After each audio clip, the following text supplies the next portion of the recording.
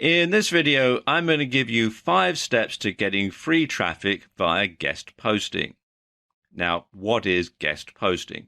Well, guest posting means posting an article on someone else's blog for free in return for a link back to your own blog. And it's a win-win situation for you both. You get exposure and free traffic, and they get content that they don't have to write. So you can see, as I said, it's win-win for both parties. Another great thing about guest posting is it allows you to be associated with an authority in your niche.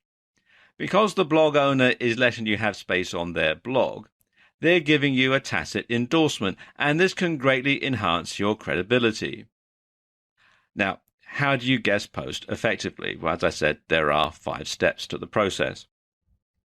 Now, step number 1 is to find authority blogs in your niche. So you want to do a search in Google or other search engines for your niche and then blog. And you want to look at the ones on the first page of the search results. And you want to see how they rank. You want to look at things like their Google rank, their Alexa rank, the number of backlinks, and so on. And you want to draw up a short list of the top 10 blogs that you want to target, and you want to subscribe to them. Okay, step 2 is you want to read the blogs. So you want to read everything that they've got on the site. You want to go back to the earliest post possible, and you want to look at what's being covered. You also want to look for what's not being covered, because obviously these are the sort of subjects that you're going to want to suggest to the blog owner. You also want to look at the writing style, because obviously they'll want your article, your post, to fit in with the general overall style of their website. So you want to look at the word count. You want to see how long these articles are on their blog. You want to look at the spelling. Is it US English or British English? You want to look at the punctuation. You also want to look at the writing style. Is it a more formal style or is it an informal style of writing? Okay, step number 3 is to practice. You want to write a few practice articles in a style that will fit in with each blog that you intend to target. And you want to try rewriting the article in different styles until you're confident, so that if it doesn't get accepted by one blog, you can try and submit it to another blog. Then you want to approach blog owners. You want to email them either directly or via their contact form. And you want to compliment them on having such an informative blog. Ask them if they accept guest postings and suggest you have some articles that they might be interested in. Tell them that they can have them for free in return for a brief bio, that's a brief biography, and a link back to your site.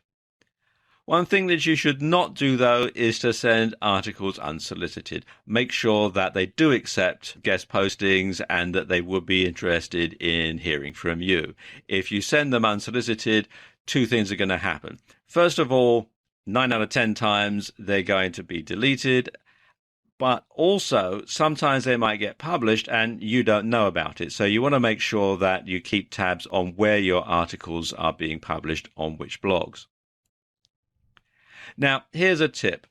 Contact the blog owner at the bottom of your list first. So if you draw up a list of, say, 10 blogs, start with number 10 and work your way up to number 1. The reason for doing this is that when you first start approaching blog owners, chances are they're not going to publish your articles. They're going to reject them. Well, you can find out why, and you can tweak your approach, you can tweak your blog articles and that sort of thing, and then learn from that experience and move up to the next one. And so by the time you actually get to the person at the top of your list, you stand a much higher chance of being accepted because you've got the experience of submitting them to other blogs. Okay, step number 5 is to send the article. So once the blog owner has said, yes, I accept guest postings, send something to me, send them the article then.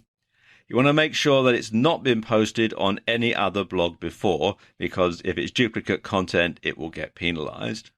And if it does get accepted, then don't publish it on any other blog, including your own. And if the owner rejects the article, then find out why. Ask for some constructive criticism or feedback from the owner. Now, if the owner does publish the article, first of all, you want to thank them. You also want to share details about the article and about the blog that you're posting it on social media. So write something about it on your Facebook page, tweet it to your Twitter followers, and so on. You also want to stick around to answer any comments that there may be on the article. And you can also offer to reciprocate and publish an article on your own blog. So there you go, 5 steps to getting free traffic via guest posting. In this video, I want to give you an overview about how you go about getting free traffic via Instagram and Pinterest. Now let's talk about Instagram. Instagram is a social network that revolves around pictures. And it's about being personal and keeping people up to date with your activities. And it uses hashtags in a similar way to Twitter. Now let's look at Pinterest.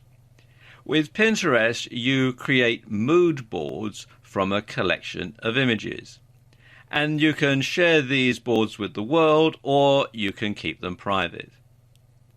There are a number of similarities between the two applications. First of all, they're both smartphone apps. They both revolve around images. They both can be used to drive traffic to your site for free. They're both good for businesses that focus on the visual or creative side of the web. They're both more popular with women than they are with men. And they're both more for building your brand rather than from direct sales, although you can make some direct sales from Pinterest. Okay, let's talk about Instagram. Instagram is all about sharing pictures, so it's imperative that you learn how to take good photos. Because if you take lousy pictures, it's going to give a lousy impression and people are going to think that you have a lousy site, that you offer a lousy service, or you sell a lousy product. So you want to learn how to take good photos before you start using Instagram. Now, the objective on Instagram is to allow your fans and followers a glimpse into your lifestyle so that they can feel like they know you. And this will build your brand loyalty and your authority. And it's going to make you more likable. And that's going to increase the chance that someone will visit your website through curiosity and ultimately buy something from you. And while the objective here is to provide an honest insight into your lifestyle, though, remember that you also want to appear to be knowledgeable. And if you're promoting a certain lifestyle or a product, then you want to imply that this actually works. Now, Pinterest works in a slightly different way insofar as you're going to use your images together rather than separately. And a lot of people will use Pinterest primarily for researching ideas and getting inspiration.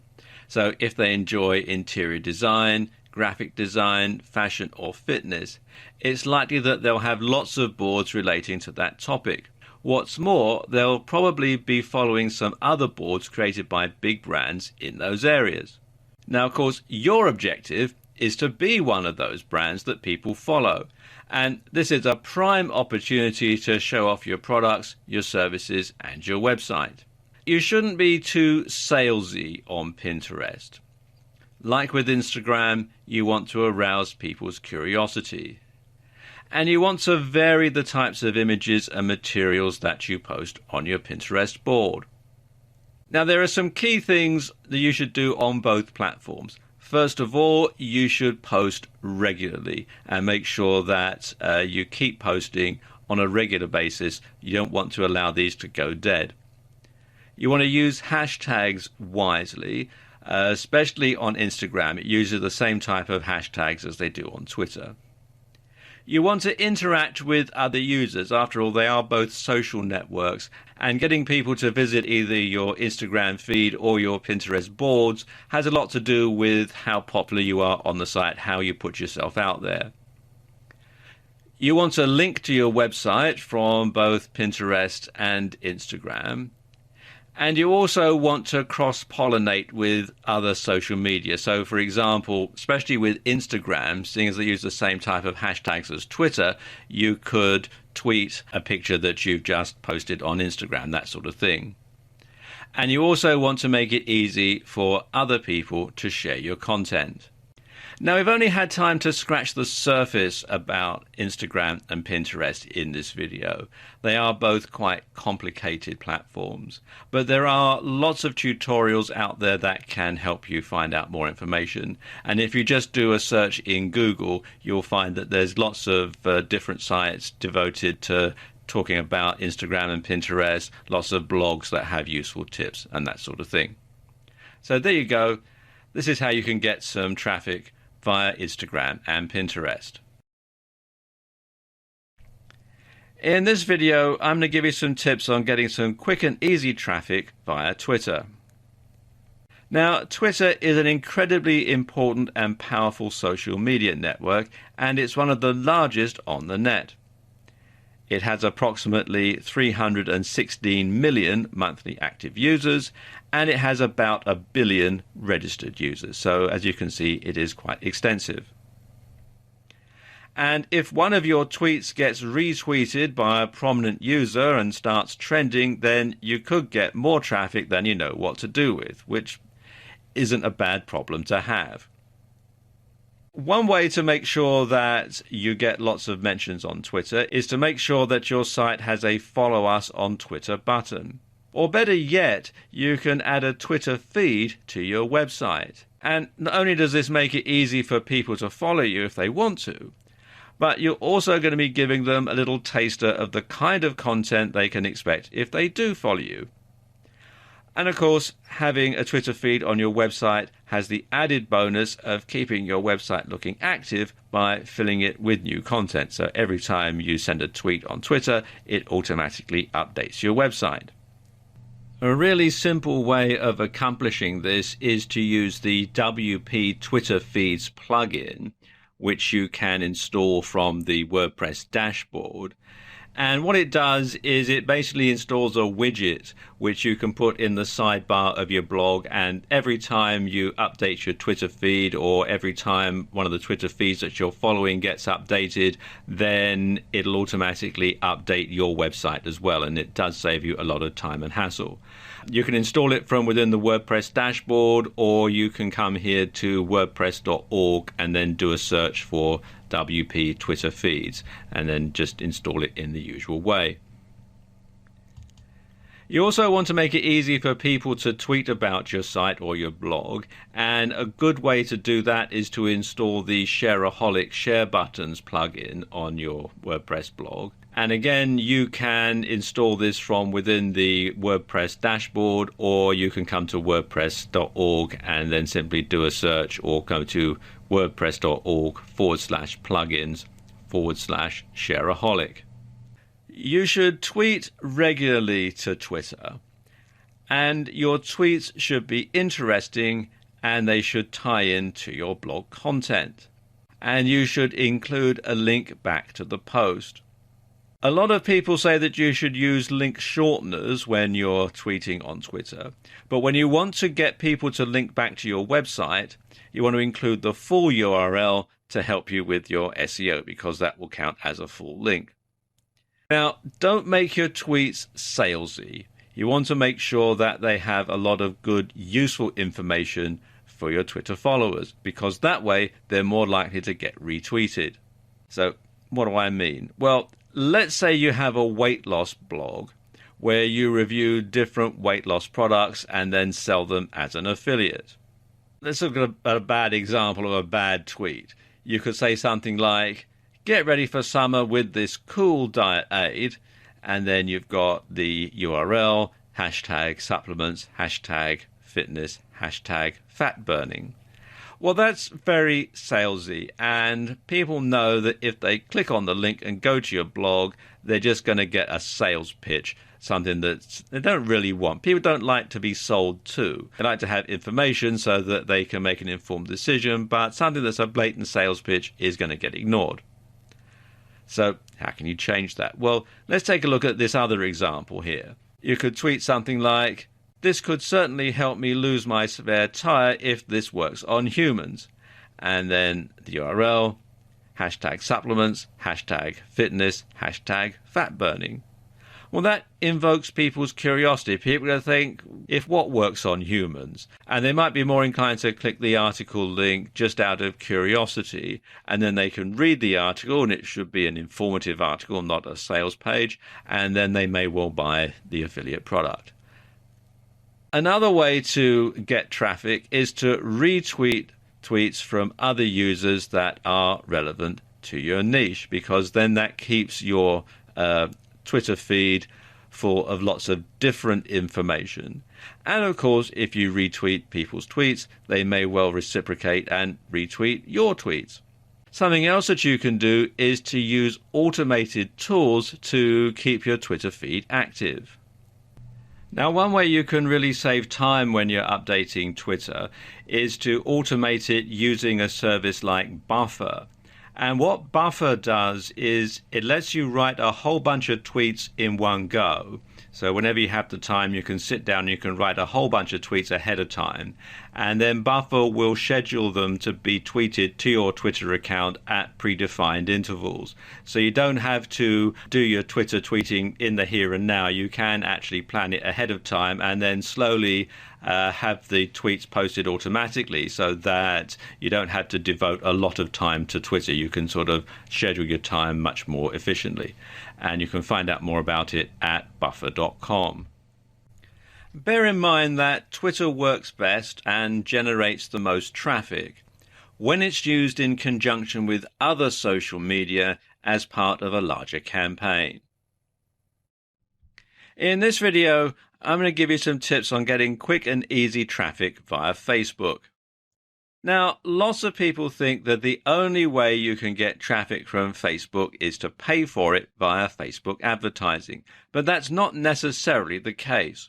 While it's true that Facebook won't get you as much free traffic today as it would have done a few years ago, there are some key ways that you can still use Facebook to get traffic for free. And the first way is to, first of all, make your Facebook page appealing. You want to make your images big. Facebook is a visible medium, so you want to have something interesting for visitors to look at. So we're talking about things like photos, memes, infographics, that sort of thing. And secondly, you want to keep your updates short. So you want to use teasers to get people to visit your website or blog through curiosity. And you also want to make it easy for people to share your content on Facebook. So you want to have a Like This on Facebook plugin on your website or blog. And you want to ask people to share your content. If they've found it useful, informative, or entertaining, chances are other people will too, so they'll be more likely to share it. If you have a WordPress blog, then one way to get more likes on Facebook is to install the Shareaholic plugin, which you can do from within the WordPress dashboard, or you can come here to wordpress.org/plugins/Shareaholic. And what this does is it puts the social media sharing buttons for Facebook, as well as for Twitter and some other social media sites, onto your site automatically. And people can then just simply click on the button to like your site. You should also update your page regularly, because the more active you are, the more regularly people will visit your page. And the more they visit your Facebook page, the more inclined they will be to visit your website or your blog. So a good way to engage with your audience is to ask questions. Questions regularly evoke a response, don't they? Getting interaction from your fans will raise your profile and get more likes. And what you should do is tie the questions in to your blog content. You also want to add links to your website, and you want to add these links from different places on Facebook. So you want to add some links to your web page from your About page on Facebook, from the milestones, and from photos that you post on Facebook.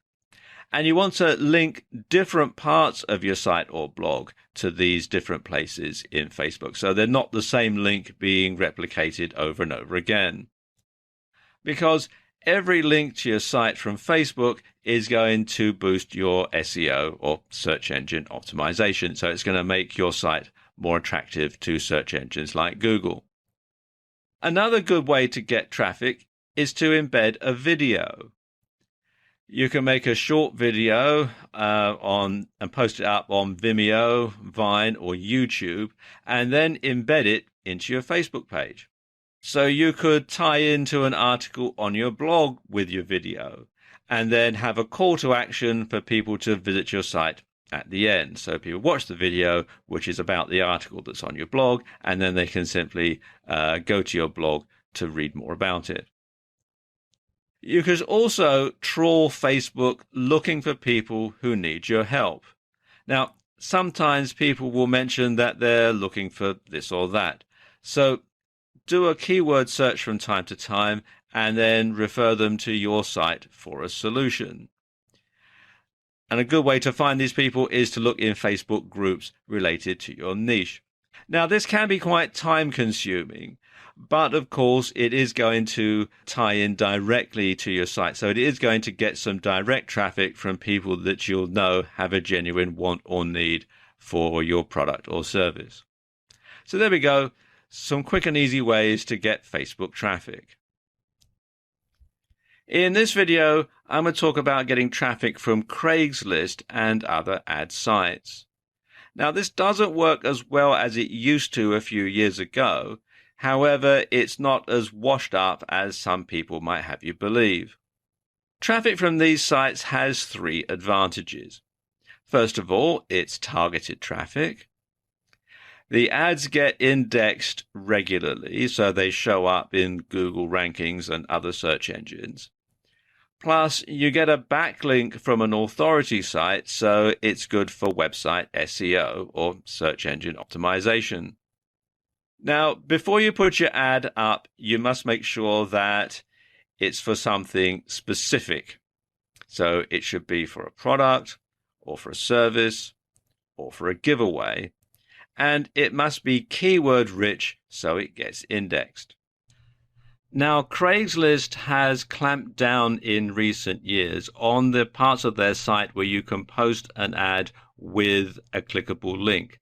Unfortunately, people used to spam Craigslist with all sorts of advertisements that weren't for anything in particular, purely and solely to get the backlink to their website for SEO purposes. So Craigslist has now clamped down on where you're allowed to post a clickable link, but that doesn't mean to say that you can't do it. Now, one of the areas on Craigslist where you can still post with a clickable link, or at least you can at the time that I'm making this video, is in the community section. You can still do it here. You generally can't in any of these areas over here now, but you generally can in this particular area here in the community section. So what I'm going to do is I'm going to post an ad into the community section, and I'm going to post an ad into the community groups section. I'm using the New York City Craigslist for this demonstration, but there are lots of other instances of Craigslist throughout the US and in other countries as well.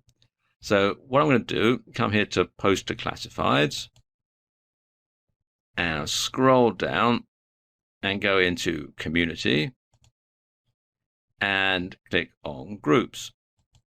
And I can choose a location that fits best. I'm going to say Manhattan, and then I'm going to say Tribeca, and then you fill out the information here, the email address and the posting title. So I'm just call this a test post,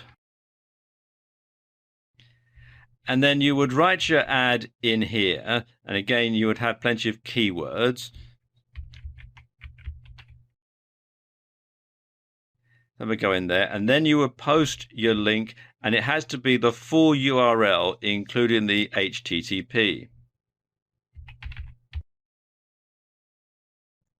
So you do all that, then come down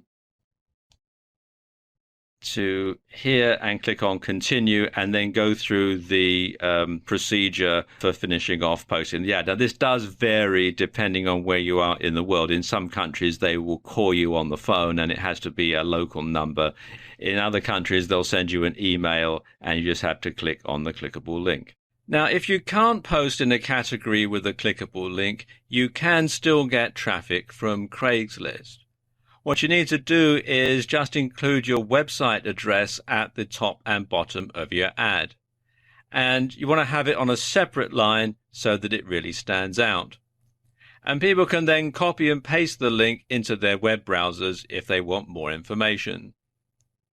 Now, when you're posting to Craigslist, you want to make sure, first and foremost, that your ad complies with Craigslist guidelines. That it isn't for making money online or anything similar, because those ads are banned now, because, as I was saying earlier, people used to spam Craigslist quite mercilessly for this sort of thing. It mustn't be spammy, and very importantly, you mustn't include the phrase "click the link," because again, that will mark it out as being spam. And also, don't post too often and don't paste the same ad to more than one instance of Craigslist. As you can see, there are lots of different Craigslist, but if you put the same ad in the same category on every single Craigslist that you can find, you're going to get banned sooner or later, and probably sooner. Now, of course, Craigslist isn't the only free ad site out there. If you do a search in Google for free ad sites, you'll find there's a whole lot of them, and there's probably going to be others that are closer to you as well. As you can see here in the UK, there's Free Ad Site and Friday Ad and all sorts of other good stuff here. And you can use the same sort of techniques that you would use on Craigslist in these ad sites as well. I mean, obviously, the procedure is going to vary slightly depending on what the ad site's terms and conditions and policies are. But generally, even if you can't put a clickable link in there, you can probably put a copy and paste link. So there we go, a quick way to get traffic from Craigslist and other ad sites. In this video, I'm going to give you some tips for getting quick and easy traffic via YouTube. Now, YouTube is the second most popular search engine on the web, right after Google, which happens to own YouTube. And top-ranked videos on YouTube often get shown on the first page of Google. So you can jump through a lot of different hoops in one go and get straight onto the first page of Google with a highly ranked YouTube video. And the good news is, it's easier to get ranked on YouTube because there's less competition. And this is YouTube, which you'll find here at youtube.com. And before you can upload videos to the site, you will have to open an account, but it is all free. If you've got an account with Google, if you've got a Gmail account or anything like that, you'll automatically be assigned a YouTube account. Okay, let's put together a YouTube traffic plan. First thing you want to do is open a YouTube account and set up a channel. Your channel name should, of course, incorporate at least 2 keywords or be your business name. That way it can be referenced back to who you are or what you do. Then you want to write a video script, and it's very important that you actually write this out. I'll explain why in a moment. But it should be keyword rich and it should be in a conversational style. And you should practice reading it. You should practice reading it aloud, and you should practice reading it in front of a mirror if you're going to be appearing on camera, so that you can get the delivery absolutely perfect. Now, there are 2 types of video that you can make. There are ones where you appear on camera, and there are also videos that are just graphics and audio. These are sometimes known as PowerPoint and Camtasia videos after the types of software that's involved. And this type of video is a PowerPoint and Camtasia video. Now, I don't have time to go into the mechanics of video making in this video because it is quite a complicated subject, but there are lots of videos on YouTube that can help point you in the right direction. What I can tell you, though, is that there are a few tools that you're going to need in order to make an effective video. First thing you're going to need, if you're going to appear in the video, that is a video camera, and you can usually pick up a good one on eBay. If you're going to do this, do make sure that you get a video camera that has an external microphone socket, because the microphones that come built into video cameras tend to be good for sort of ambient sounds. But when you're trying to record someone who's speaking to camera, they can sound a bit boxy. So when you have a microphone socket and you can plug in a separate microphone, a lavalier microphone or a lapel mic or a tie mic, or even have a desk-mounted microphone, then you can get a much better sound. You can also use a cell phone if you've got one that does video, but again, you want to make sure that you can plug in an external microphone. And eBay is a very good place to look for both of these items. You're going to need some software to create your video. In particular, you're going to need some software to edit it. And a good site to look for this on is freeserifsoftware.com, where you can get software from Serif. Two packages that I recommend are, first of all, Serif Movie Plus, which you can download from here to edit your video, and also Draw Plus for graphics. If you're going to have some graphics in your video that you want to create from scratch, then Draw Plus is a very simple and easy to use program that will enable you to do that. If you're going to make a PowerPoint and Camtasia video and you don't have PowerPoint on your computer, then a good alternative can be found with the LibreOffice suite, which you can download for free from LibreOffice.org. And that's what I use to make the graphic slides in this video. To record it, you can use Camtasia, and again, that's what I'm using to make this video. And you can download it from this site here, techsmith.com/camtasia.html. Now, Camtasia is not free software, and it is quite expensive, but it's well worth the investment. And you can get a free trial version. So what you can do is download the free trial, use it to make your video, and you'll probably generate some income from your website that you can then use to pay for the full version of Camtasia. If you don't want to do that, if you want a free version, then a good free alternative is Cam Studio, which you can find here at camstudio.org. And it is open source software, and you can download it for free. It doesn't come with the editing capabilities that Camtasia does. So if you do use this, then you will need to get probably Serif Movie Plus to edit it properly. Whichever type of video you choose to make, you must make sure that it's in a format and size that YouTube will accept. Now, at the time that I'm making this video, their recommended settings are an MP4 file at 1280 by 720 pixels at 30 frames per second. The audio should be in stereo with a sample rate of 96 kilohertz or 48 kilohertz. When your videos are done, you'll need to upload them, so log into YouTube, click on the button here that says Upload, and then you can select the video files that you want from your computer and then simply follow the on-screen instructions. It's all fairly straightforward.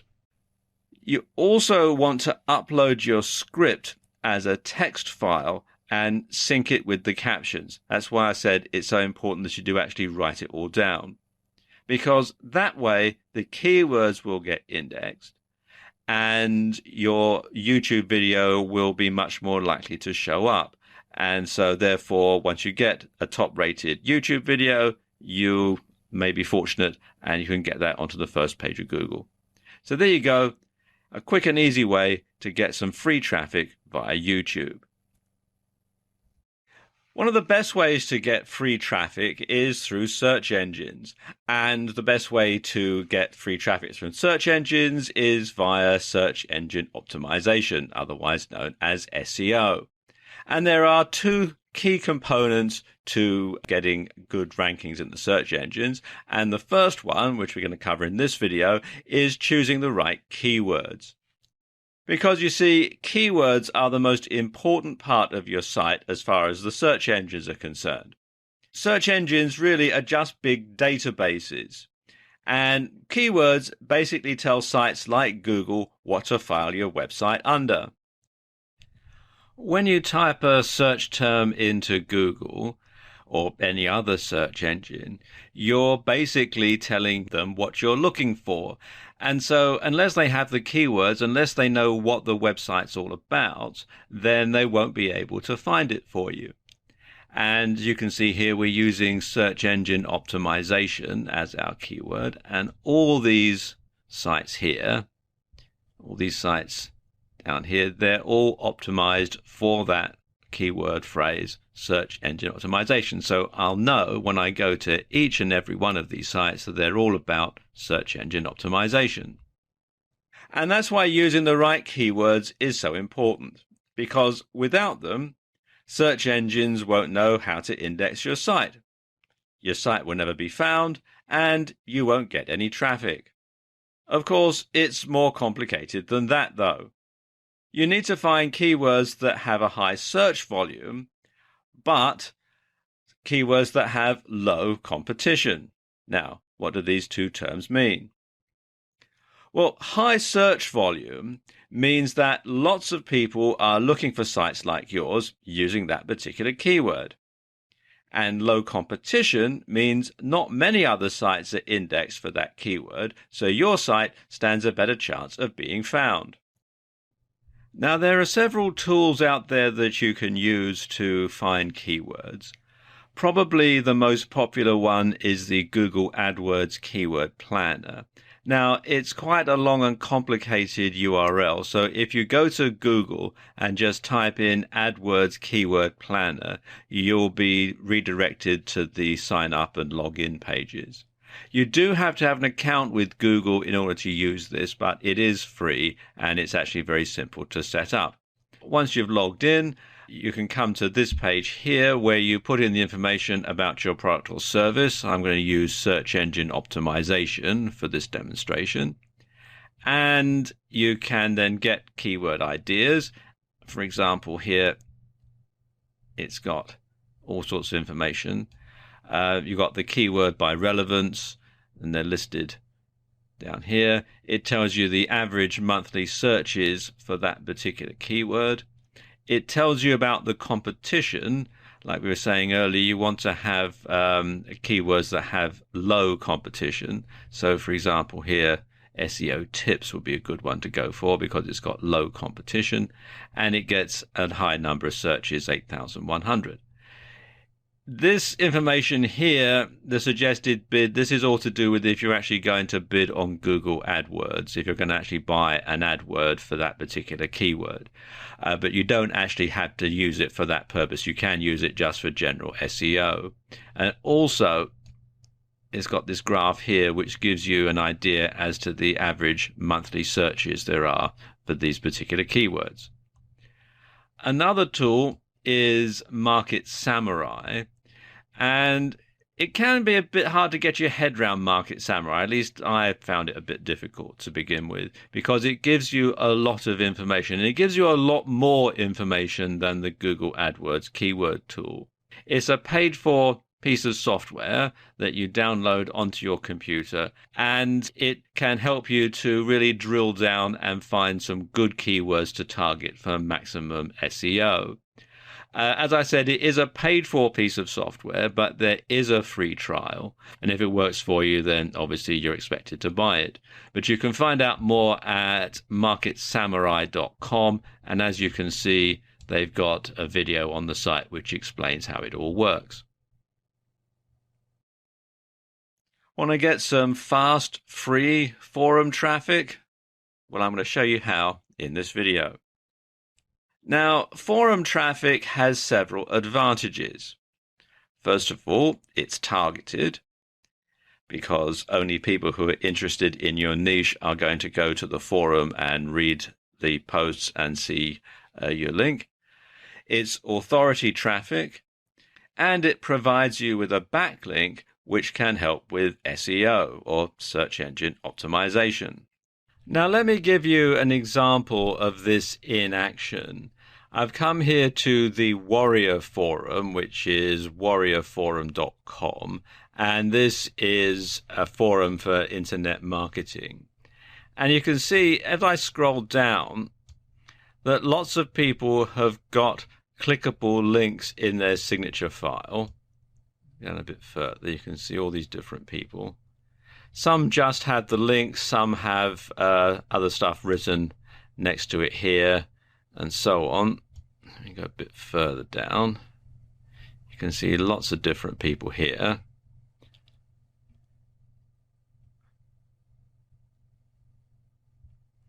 And so on.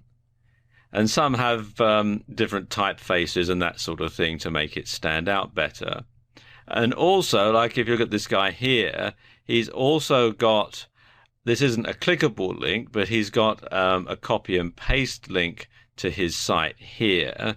And if I click on his profile here, and then go through to where it says contact info, you can see also there's a link to his homepage. So he's got several incoming links to different websites from this particular forum site. So there are several options for him to get traffic from this particular site. Now, some forum sites insist that you be a member for a certain length of time, have a certain number of posts, or that you be a fully paid up member before you can have a clickable link in your SIG. But it is worth doing. Now, here's a few tips when it comes to getting traffic via forum. First of all, you want to post something useful. Post some useful information and get some likes before adding your SIG. And don't make your SIG look like an advertisement. Lots of people say you should make it look like a want ad, but quite frankly, that just simply puts people off. And there must be some gain to the reader for clicking on your SIG. That could be satisfied curiosity, or it could be a giveaway. Both those tactics work. And of course, you should always check the forum rules when it comes to signature files, because they do vary from forum to forum, and if you fall foul of them, you might find yourself banned from the forum. And don't expect a lot of traffic from forums, but the forum traffic that you get will be very beneficial and it will be targeted. So there you go, a brief overview to getting fast, free forum traffic. In this video, I'm going to tell you how you can use ad swaps for fast, free traffic. Now, this video isn't very long because this method is actually very, very simple. To use this, you're going to need, first of all, an autoresponder service. You're going to need a list of subscribers. You're going to need a compelling offer, and usually that involves a free giveaway, so a free report, free ebook, that sort of thing. And the way that it works is a bit like this. It involves you and another mailing list owner. You contact the other mailing list owner and you set up an ad swap. They send an email to their list promoting your offer, and you reciprocate by sending an email to your list promoting their offer. And this works best when you're both in the same or related niche and you both have similar size lists. In order to make this work, you're going to need a good autoresponder service, and a good couple to consider are Aweber, which you can find here at aweber.com, and MailChimp, which you'll find here at mailchimp.com. If you're looking for ad swaps, a good place to look for them is on the Warrior Forum Joint Ventures section, the Warrior Joint Ventures section, which you can find here at warriorforum.com/warrior-joint-ventures.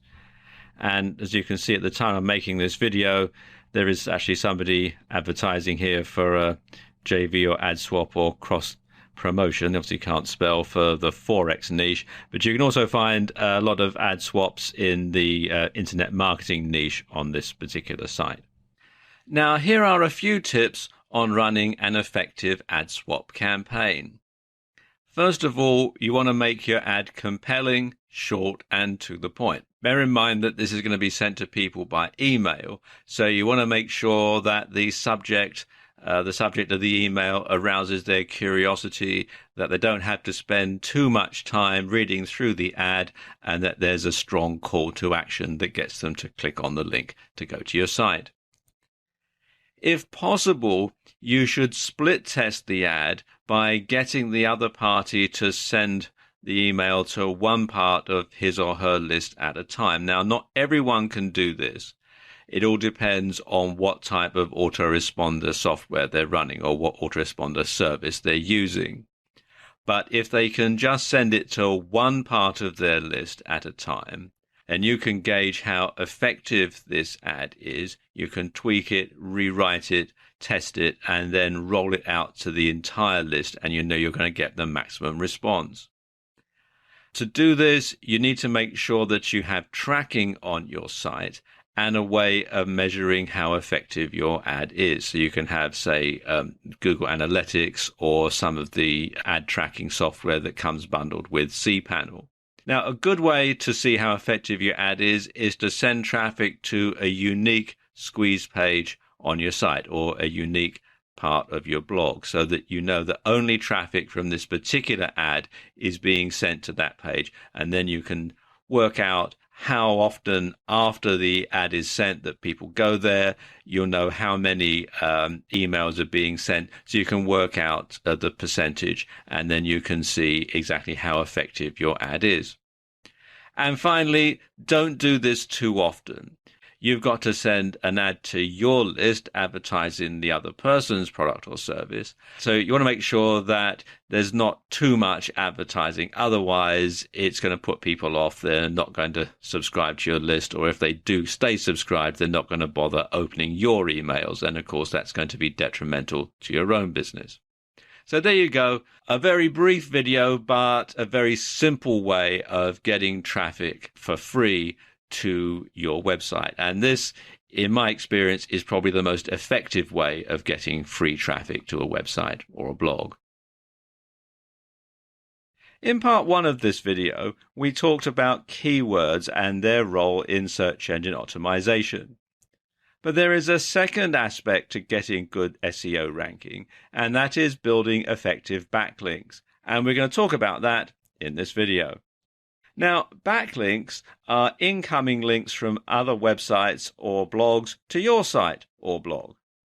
And if your website has a large number of quality backlinks from good websites, it'll be considered popular and worthy of a higher ranking in the search or search engine ranking positions. The links must be from high-ranking quality or authority sites. And since their Penguin update, Google has focused on quality rather than quantity when it comes to links. So spammy links from link farms will do your site more harm than good. And so you should avoid link building services on sites like Fiverr.com because they just tend to be very spammy and not very effective. Now, this diagram gives you an idea as to a typical linking to a site. You can see they are from lots of different types of sites. You've got from authority blogs, you've got from a .edu site, high-ranking forum, from testimonials, RSS directories, high-ranking site, forum signature, YouTube video, Facebook post, Twitter, social bookmarking sites, DMOZ, link to us page, and so on.